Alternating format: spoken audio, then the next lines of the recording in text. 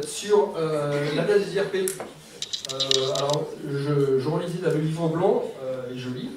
À l'inverse, les nouvelles générations attendent un mode de management participatif et collaboratif, aspirent à la reconnaissance et l'épanouissement de leur travail du seul salarié et revendiquent leurs droits de manière individuelle dans une relation décomplexée avec l'employeur.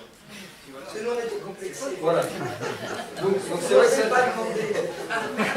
C'est clair. C'est Donc, la thématique de l'entreprise. voilà, donc à la place des IRP, bon bah voilà.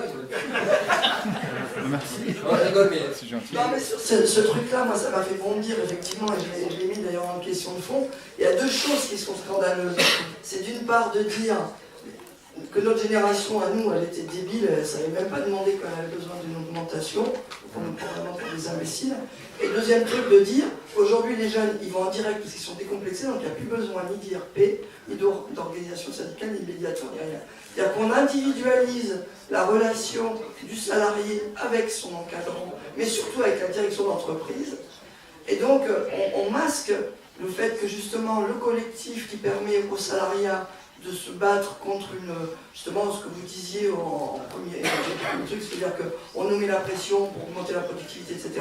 Ce qui nous permet à nous de résister à ça, c'est d'être un collectif et de nous battre collectivement. Et bien on dit non, c'est individuellement qu'on le fait, et là on est dans un rapport effectivement de valorisation individuelle, etc. de lèche-cul, quoi, il faut dire les choses comme elles sont.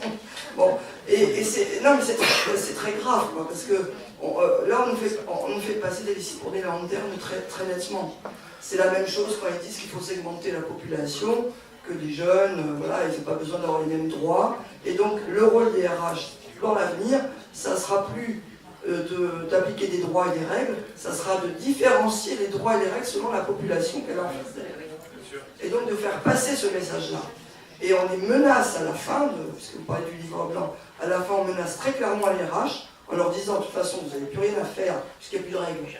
Bon, donc le seul boulot que vous avez à faire c'est de faire passer le message, et si vous ne le faites pas, vous disparaissez. Parce que votre rôle il n'existe plus, il n'y a plus de règles. il y a des attentes de travail en collaboration, en collectif. Typiquement là-dessus, on n'est pas sur une dimension qui favorise le collectif. Si chacun va dans son coin et va négocier de gré à gré avec un N+1 une reconnaissance soit pécuniaire ou soit dans le cadre du travail, un projet, etc., ça pose la question de comment est-ce qu'on gère les aspirations des uns et des autres.